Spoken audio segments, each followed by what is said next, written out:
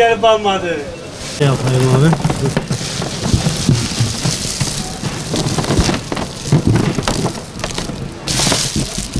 Konak var 25 lira. He?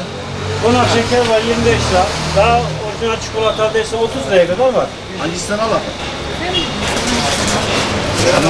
Malumunuz bu önümüz bayram. Hazırlıklarımızı yaptık. Şeker satışı soracaksan güzel. Önceki bayramlar gibi değil. Çoğu vatandaşımız ne yapıyor? İşte yarım kilo, 1 kilo alıp evinde bayramı. Bayramın geldiğini anlamak için, bayramın bayram olduğunu çocuklarına anlatmak için yine de genellik sürüyor. Lokumunu da alıyor, şekerini de alıyor.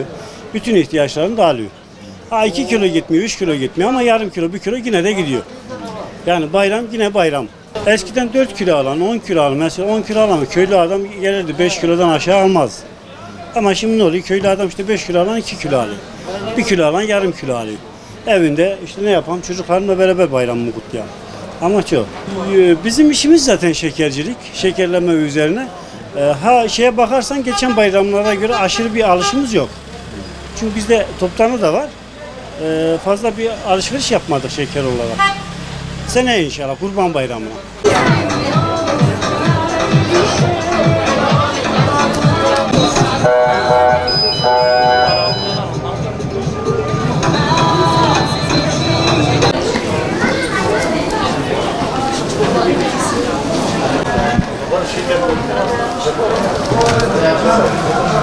Nereye gidiyorsun?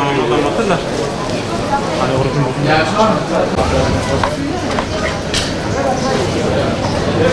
Şimdiye kadar yoğunluk yoktu. Bugünkü yoğunluk da çocukların dışarı çıkmasından 3-4 saatlik bir yoğunluk. Ondan sonra yine aynı. Akşama gelecek ki böyle göremezsin arabalığı. İşimiz çok düşük canım, çok düşük. Hiç.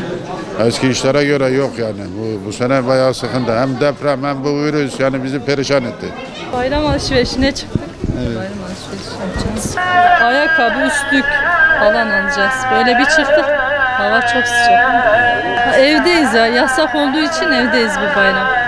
Evde geçireceğiz çocuklarla beraber, ailecek. Hep 35 yaptı.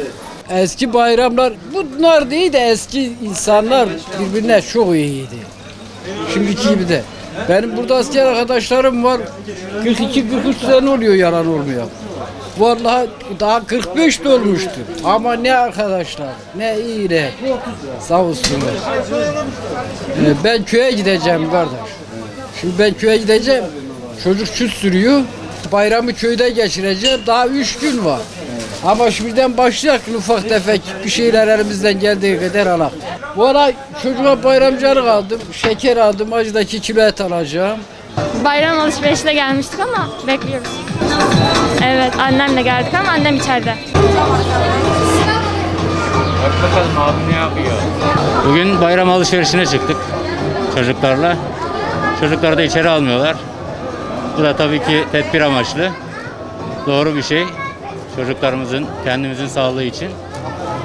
Böyle bayram alışverişi. Tüm İslam aleminin bayramının mübarek olsun diyorum. İnşallah iyi olacak. Her şey eskisi gibi olacak. İnşallah döneceğiz. Allah büyüktür. İnşallah iyi olacak. Bayramda şimdi 81 ilin genelinde zaten sokağa çıkma yasağı var. Evimizde olacağız. Sağlığımız için bu devletimizin aldığı bir karar. Buna da saygı duyacağız. Uygulayacağız inşallah. Vallahi bayramda ne anlatayım? Torunuma bir tane ayakkabı aldık. Evet. Hediye olarak kendine.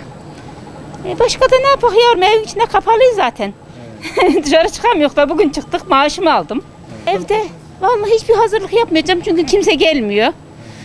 Onun için bir karı bir koca evin içinde. Ne yapak işte Allah bunu bize böyle nasip etti. Yapacak bir şey yok. Bunu böyle geçiririz inşallah. Kurban Bayramı'na inşallah nasip olursa torunlarımızla, çocuklarımızla mutlu bir bayram geçirmeyi Allah nasip eylesin yine de. Onu da bilemiyoruz yani. Nasipte, kısmette ne var bilemiyoruz. Biz de bayram alışverişine geldik herkes gibi. Hani kıyafet, eksikler falan, ihtiyaçlar. Vallahi bayramla ilgili bir hazırlığımız eski bayramlara göre yok. Çünkü evimizdeyiz zaten, bir yere gitmeyeceğiz. O yüzden öyle hani diğer bayramlar gibi olmuyor. Bu bayram sevinci olmuyor yani. Zaten bugün çocukların hani serbest olduğu için o yüzden fırsattan istifade getirelim dedik. Böyle. Biz dışarıdayız tabii, baba içeride. O yüzden bekliyoruz onu da.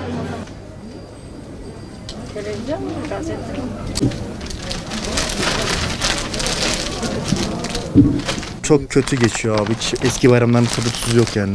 Ben bunu söyleyeyim. Hiç eski bayramlardan eser yok yani. Oturuyoruz normalde, şimdi çok karabalık olmasın çarşının, dükkanların hareketli olması lazımdı. Şimdi gördüğünüz gibi bir müşteri var, iki müşteri var yani. Aslında iyi bir şey. Virüsün yayılmasını etkilemesi çok güzel bir şey aslında, yani işler bakımından kötü ama yapacak bir şey yok o da. Sağlığımız yerinde olsun da işler düzelir yani inşallah Allah'ın izniyle.